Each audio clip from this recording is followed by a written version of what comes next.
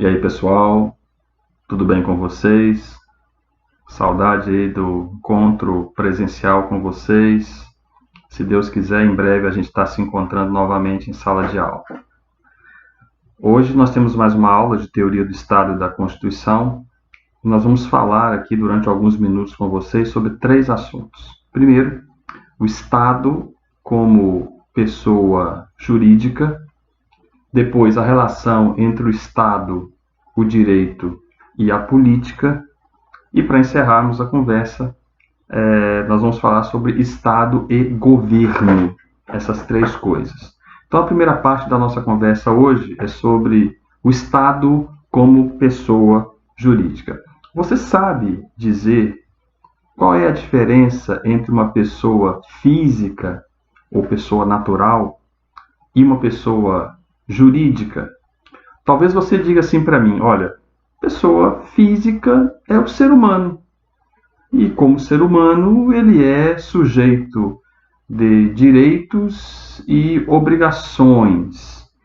Já a pessoa jurídica, isso é você falando para mim, já a pessoa jurídica acontece quando um grupo de pessoas físicas se une, estabelecem um contrato entre elas, formalizam esse contrato e pronto, criou uma pessoa jurídica. Ou você diria para mim, as pessoas jurídicas, professor, são as empresas. Olha, se você me respondesse assim, eu ia dizer, bacana, seu raciocínio tá legal, você sabe muita coisa, de verdade mesmo, de verdade. Mas é preciso fazer aqui pelo menos um reparo, é que as pessoas jurídicas não são apenas as empresas comerciais, prestadoras de serviço, as sociedades anônimas, os bancos, não. Uma igreja é uma pessoa jurídica. Uma associação de moradores lá do seu bairro é uma pessoa jurídica. Um sindicato é uma pessoa jurídica. Mas o que eu quero mesmo, a partir dessa introdução, falar com vocês, é que o Estado é uma pessoa jurídica.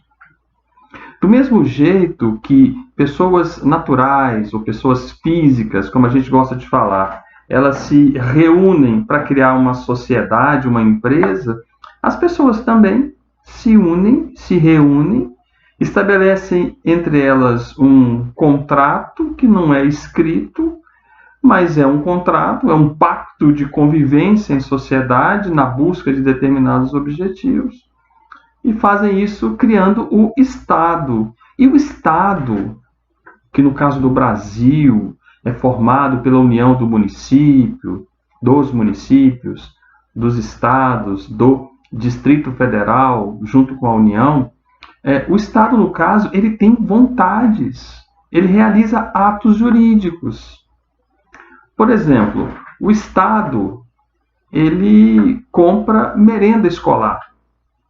E quando ele compra merenda escolar, ele adquire um direito, o direito de receber uma merenda de qualidade, que vá atender nutritivamente os alunos da sua rede pública de ensino. Mas ele também assume uma obrigação, a obrigação de pagar em dia à empresa que lhe vendeu a merenda o valor correspondente àquela merenda. Percebeu? O Estado, no caso, é uma pessoa com direitos, o de receber uma boa merenda, e com obrigações, a obrigação de pagar adequadamente aquela merenda.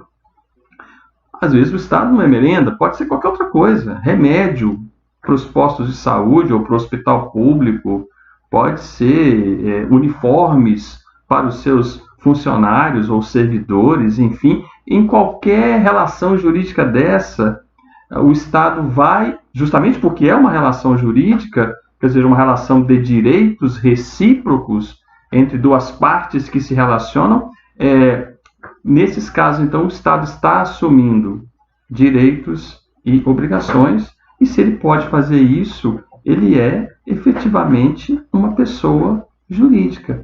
Veja um contrato assinado pelo Estado, você vai ver lá, consta lá, direitos, constam obrigações, isso em qualquer contrato, como qualquer pessoa.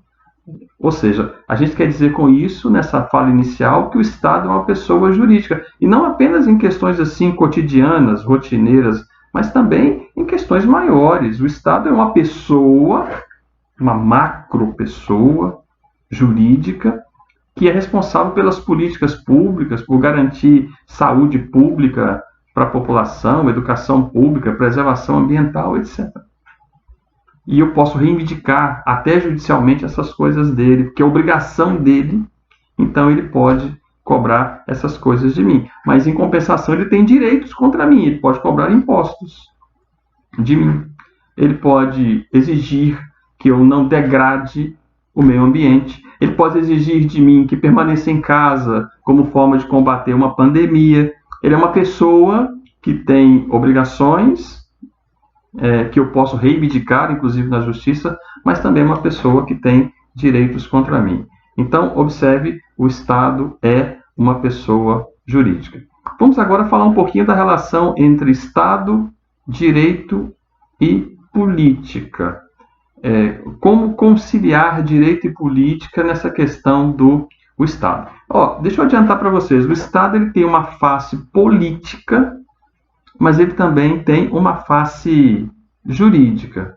O que é a face política do Estado? Eu quero lembrar a você que um dos conceitos possíveis de Estado o Estado é a sociedade politicamente organizada. Por que eu digo que o Estado tem uma face política? Porque a política ela permeia, ela imanta, ela plasma, ela está presente em todo o funcionamento do Estado. Não existe o Estado não funciona sem a política, sem o debate político, sem propostas políticas, sem as dissensões e discussões políticas. Isso é normal no Estado. Então o Estado ele tem uma face política e que se desdobra e se concretiza na efetivação das chamadas políticas públicas. As políticas públicas são aquelas diretrizes maiores que o Estado assume com relação a determinadas áreas da vida em sociedade. Então, eu tenho as políticas para a saúde, ou políticas sanitárias, eu tenho as políticas para a educação, ou políticas educacionais, eu tenho as políticas ambientais, eu tenho a política tributária, como que o Estado pretende cobrar tributos e realizar uma justiça tributária para cobrar mais de quem ganha mais, cobrar menos de quem ganha menos e não cobrar nada de quem não ganha nada. Enfim, tudo isso são políticas e o Estado tem essa face política por causa disso. Aí vai o debate entre os que defendem o Estado mais presente, o Estado mais assistencialista, o Estado do bem-estar social, aos que defendem o Estado mínimo, o Estado liberal, que deve se ausentar, desde que a própria sociedade, o mercado se autorregulam. Essas discussões são embates políticos e o Estado é marcado por essas coisas. É normal, é natural que seja assim. Mas o Estado ele tem também uma face jurídica, porque o Estado, na busca de atender às suas políticas, os seus objetivos, as suas finalidades, ele tem que ser juridicamente correto, ele tem que buscar a maior juridicidade possível, como diz o nosso autor aí, predileto, que é o Dalmo de Abreu Dalari, do livro que eu adotei junto com vocês. Não é? Tem que buscar a maior juridicidade possível, ou seja, não basta buscar as finalidades, é necessário que ele haja de acordo com a lei, dentro do ordenamento jurídico. E quando eu falo de ordenamento jurídico, eu preciso me lembrar sempre, já introduzindo a matéria que a gente vai começar daqui a algumas semanas, no topo desse ordenamento jurídico está a Constituição do país. Então, o Estado tem uma faceta ou uma face jurídica que é isso. O Estado está sujeito às leis que ele mesmo cria.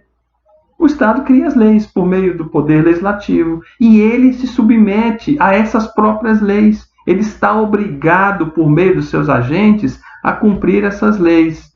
Então, eu digo que essa é a face jurídica do Estado. O Estado está obrigado a cumprir essa sua faceta jurídica. E a Constituição é o principal elemento disso tudo. Eu quero lembrar a você que há uma influência mútua entre a face jurídica e a face política do Estado. Mas como assim, professor? Isso é correto? Sim, a princípio é correto. Às vezes a coisa descamba para atos errados, inconsequentes, criminosos, mas essa influência recíproca entre política e direito é normal. E por que é normal? Observe, onde estão as principais diretrizes das políticas nacionais? Na Constituição, que é uma lei, é a lei maior. E essa lei maior, que enfim, tipicamente do campo jurídico, ela é construída a partir do debate político. Lá, quando fizeram a Constituição, tinha os socialistas, tinha os capitalistas, tinha os comunistas, tinha os de outras correntes ideológicas e políticas, e na confluência, naquele emaranhado de ideologias políticas, debates, dissensões, fóruns políticos, etc., se construiu um texto político? Não, um texto jurídico. É político também, mas é essencialmente jurídico, que é a Constituição Federal. E hoje, o que acontece? A Constituição e as demais leis que estão no campo jurídico, no ordenamento jurídico, influenciam a prática da política. Porque o agente público, inclusive o agente político, que é o camarada que se elege, que é o ministro, o secretário de Estado, o secretário municipal, eles vão agir na condução da política pública de acordo com o quê? Com a lei. Então a lei acaba influenciando o exercício da política. Observe, essa é a conjugação que eu quero que você faça. Quando eu faço as leis, a política está presente. E quando eu exercito a política, as leis estão presentes. Então há uma influência recíproca entre o direito e a política dentro do nosso ordenamento jurídico. E para encerrar a nossa conversa, um pouco mais breve hoje, já brigaram comigo porque o último vídeo foi muito longo, demorou demais para baixar. Como eu sou muito obediente, nossa conversa é um pouco mais curta hoje, mas o suficiente para aquilo que a gente precisa, prosear hoje sobre esse assunto. A gente vai falar sobre Estado e governo. De repente você faz a seguinte pergunta: de que maneira o Estado é governado? Quando você faz essa pergunta, sem você querer, você está apontando pelo menos para 3 direções: para o regime político, para a forma de Estado e para o sistema de governo. Quando você pergunta de que maneira que o Estado é governado, você está apontando para regime político, para forma de Estado e para sistema de governo. Quanto a regime político, existe uma classificação clássica, com perdão da redundância, que diz que os regimes políticos são basicamente a monarquia, a aristocracia e a democracia.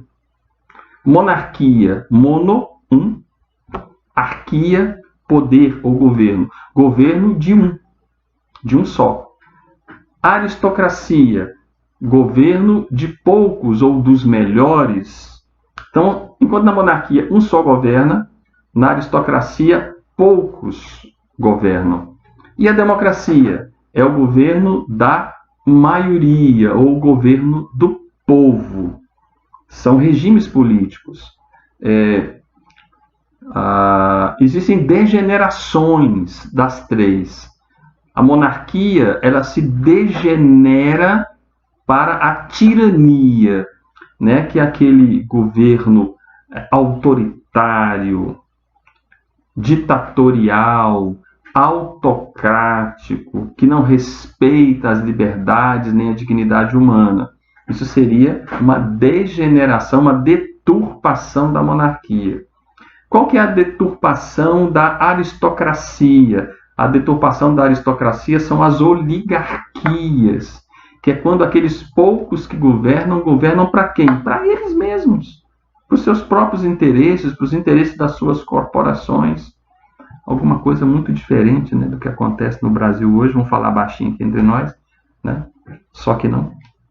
E qual que é a degeneração da democracia? A degeneração da democracia é a demagogia, que é aquela coisa que parece democracia, parece que é para o povo, mas não é. Tem só uma aparência de ser para o povo, mas no fundo o governante ele está iludindo a coletividade e não está governando para o povo. Muito bom.